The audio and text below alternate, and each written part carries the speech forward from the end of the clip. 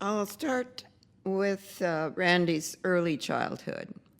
When he first started to play the guitar, he was just about 6 and a half. He found an old acoustic guitar in the house that belonged to my father.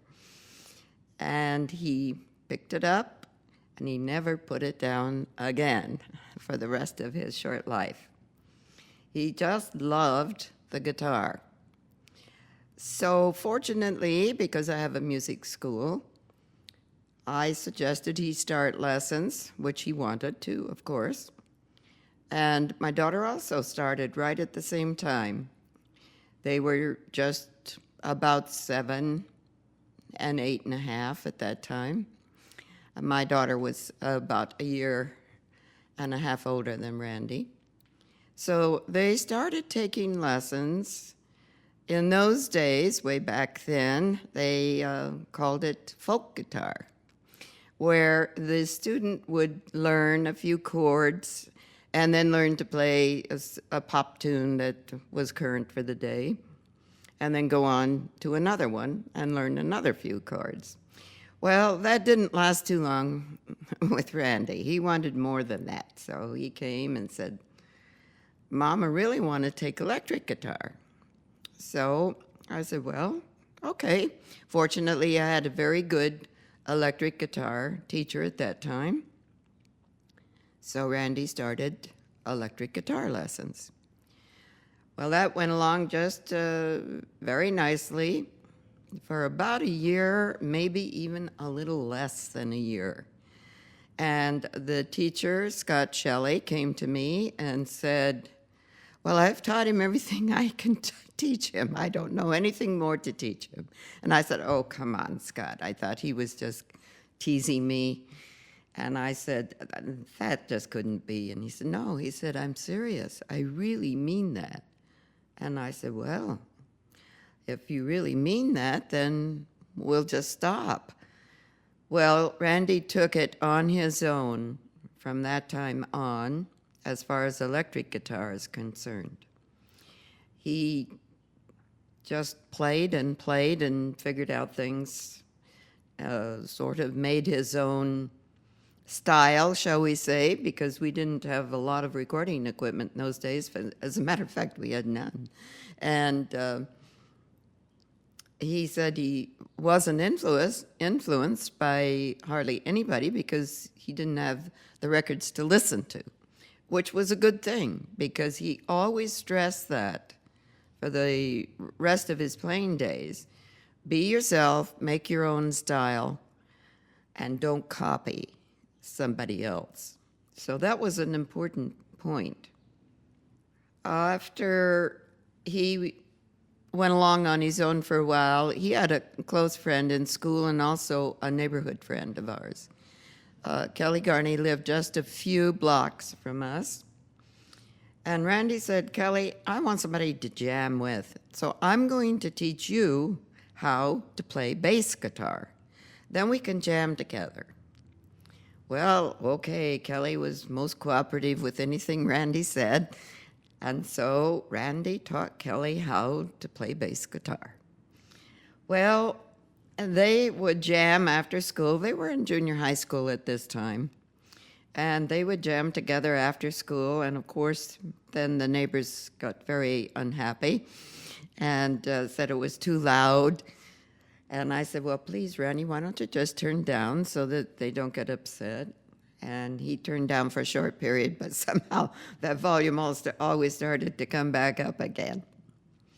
So Kelly and Randy decided to ask a drummer friend to come in and jam with them sometimes. And of course, I guess they practiced in the garage most of those days. So it was hard to keep a drummer, so they went through all kinds of friends who played drums. But they got a little something going as far as a group, and they were asked to play for parties, and they just loved to play.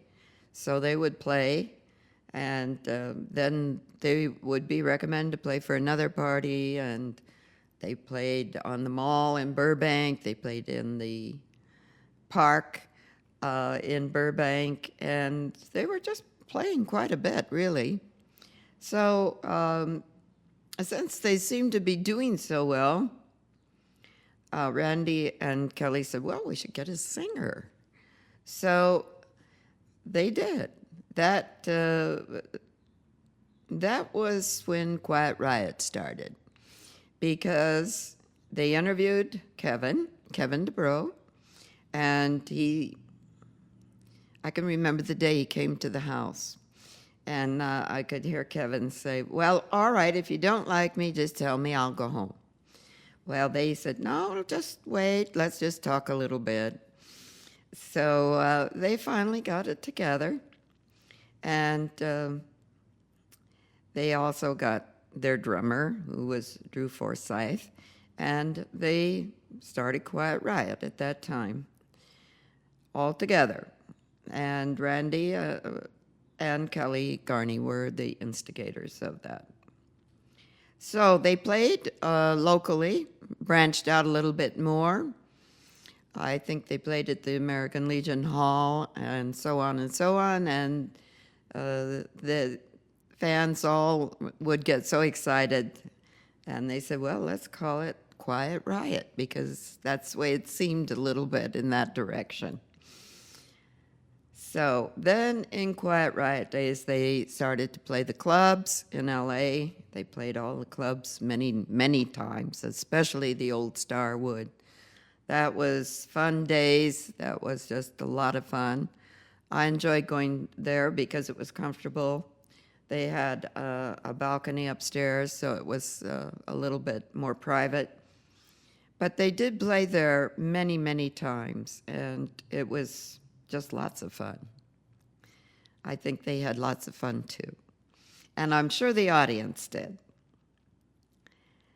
So then when Randy had the opportunity to go with Ozzy,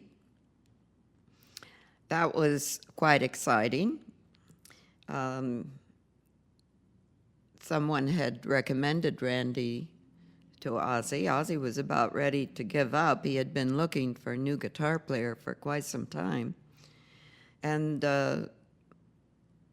this bass player said, you should at least listen to Randy Rhoads before you leave. Well, they called Randy that morning, and he said, oh, well, I don't know. I like my band, Quiet Riot. And, of course, at that time he was teaching. By that time he was about 15, 16, maybe a little more than that. And he had been teaching in my school. Actually, I think he was about 15 or 16 when he started to teach in my school, so this would be a little later. And he had a number of students, actually. He had about 50 students or more. He was a good teacher, too, by the way. Very good teacher. He was very patient. He could relate to the student and know how to pace them properly, which is very important. And then he would always make sure that he played a bit with the students. And the students would come out on cloud nine because they thought they sounded so good. And it was really Randy that was making them sound so good. But it was good for them either way because it was a good teaching procedure. So that made a nice income for Randy. He didn't have to get a day job ever. And that helped him music-wise, too, because at that time, he was practicing a great deal. His usual schedule would be practice about 45 or an hour at home in the morning, come to work at my school in the afternoon, teach until about 10:30 at night. We don't open until in the afternoon, so he probably started about 2:30, 3 o'clock, thereabouts. And playing off and on with the students is one of the greatest ways to build up a lot of flexibility, a lot of stamina, because you play and then you rest, and you're resting the muscles. Then you come back, use them again, rest them, and so on. And that is one of the things that Randy did give credit to a lot of the good parts in his playing. Flexibility, speed, and of course, the one above all is the emotion, that the feelings that he put into his playing. But nevertheless, he didn't really need a job, and he liked to be with his band because they played a lot. And they rehearsed 2 or 3 times during the week, and then they'd usually play a gig or 2 or maybe even 3 on the weekend. So that was a lot of playing. And Randy was happy as long as he was playing. And he wasn't choosy or fussy. He was always looking for something more that perhaps he didn't know or wanted to improve on. And he felt he learned by teaching, too. And that's true. A teacher does learn when you teach. Surprisingly, how much you do learn. So when Ozzy, or someone, of course, called for Ozzy, but when they did call, Randy said, "Oh, I don't think I'd be interested. I'm pretty comfortable here, and I'm with my band, and I've got my work at my mom's school, and so I don't think so."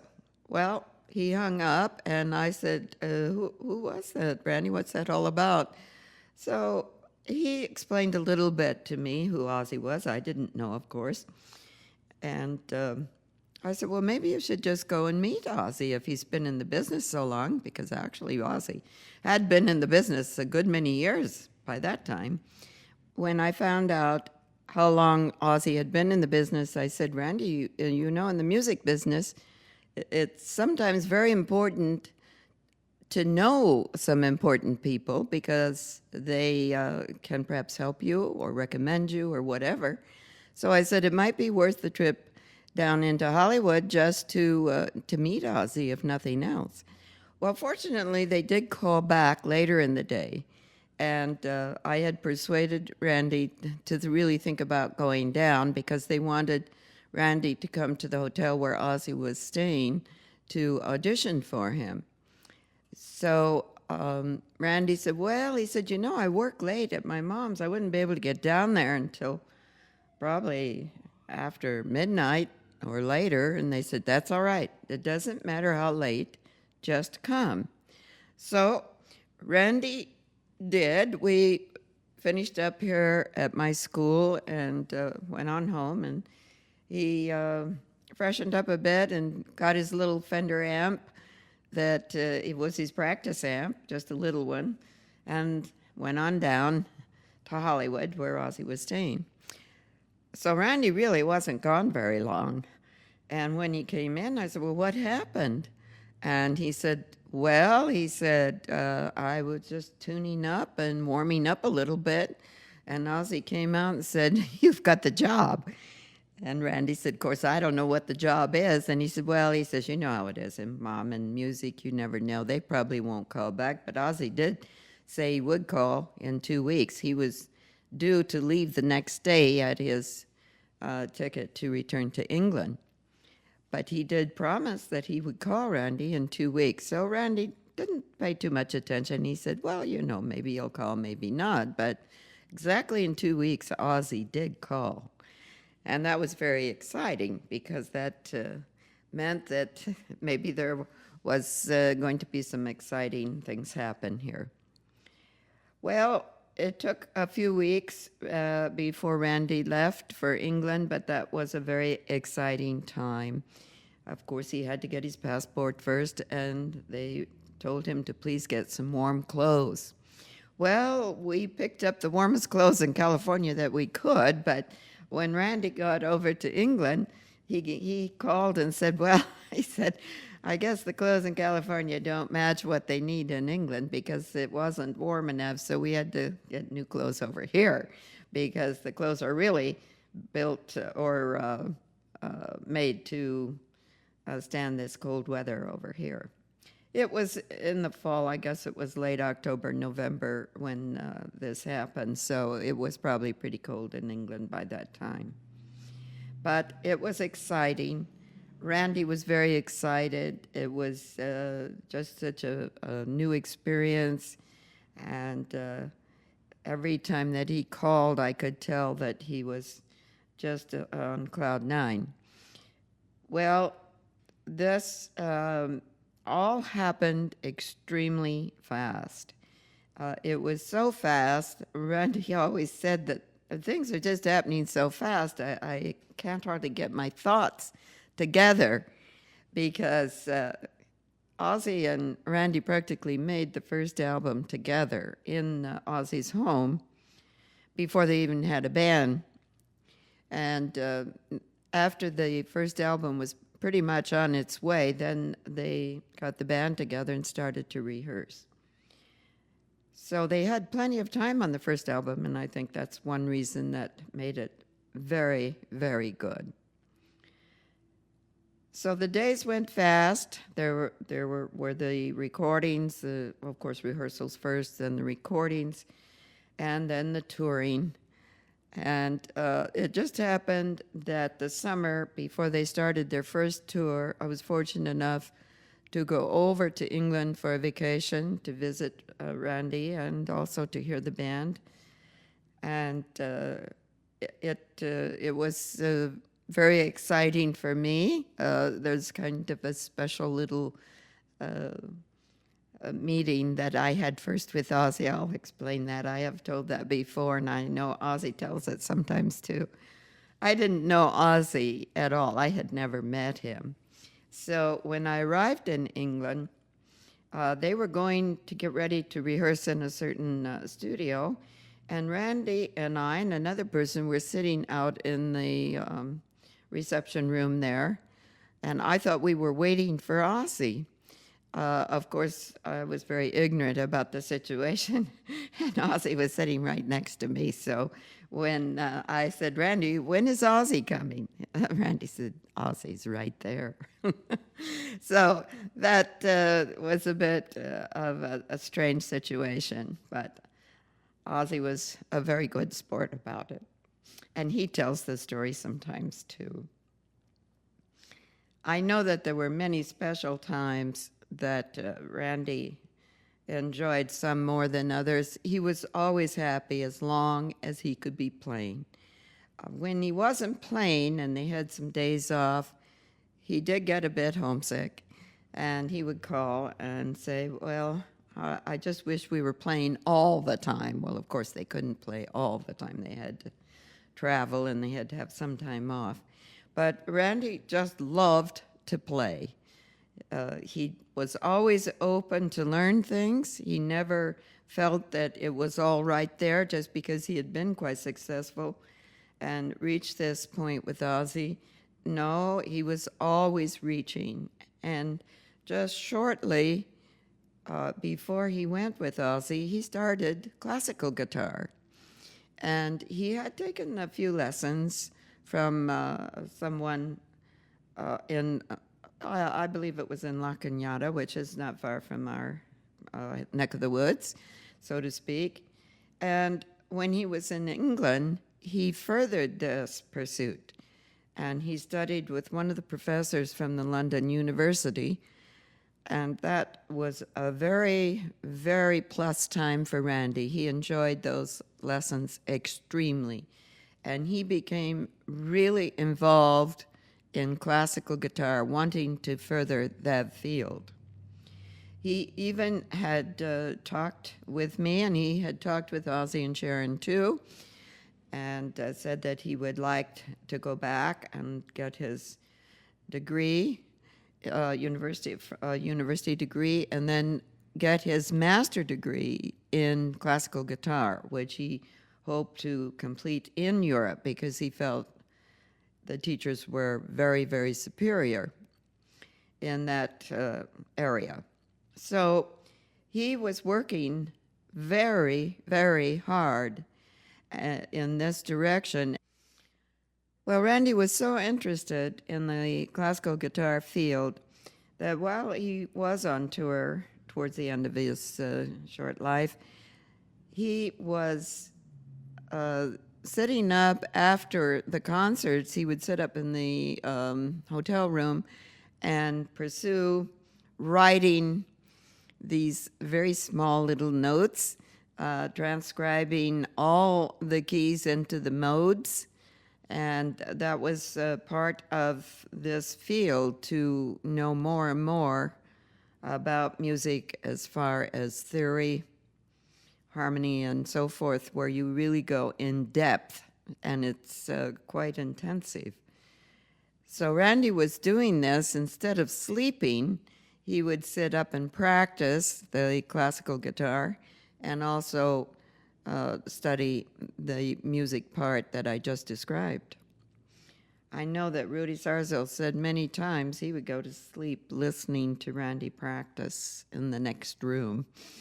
So that worried me a bit at the time, because I said, Randy, you really have to get your sleep. You've got to sleep sometime. So that was Randy. He was intensely interested, and he devoted just full time to what he was doing to further himself and pursue other directions. Well, there were many outstanding times that Randy especially felt were very important in the days that he toured with Ozzy. The one that stands out particularly is the show that they gave in San Francisco. It was an outdoor show, and it was the time that they awarded Randy the award for the most outstanding new talent of the year. And he was very, very proud and very thrilled. And he said the concert itself was especially a thrill to him because it was so large, the audience was huge, and the response was just fabulous. The fans have all been so great. I have just received letters and letters and letters, and I still receive letters and phone calls, and I have lots of visitors who come to see me at my school, and they're just all super, super fans. After so many years, this will be the 15th year, they still are very intense fans and so devoted, so sincere. I just thank them all. I wish I could return letters to each and every one of them. It's absolutely impossible for me, because I would do nothing but write letters, and I still wouldn't be able to cover all of them. But this is a time for me to say thank you to all of you. We meet in the cemetery twice a year for a very personal memorial to Randy that will come up the 19th.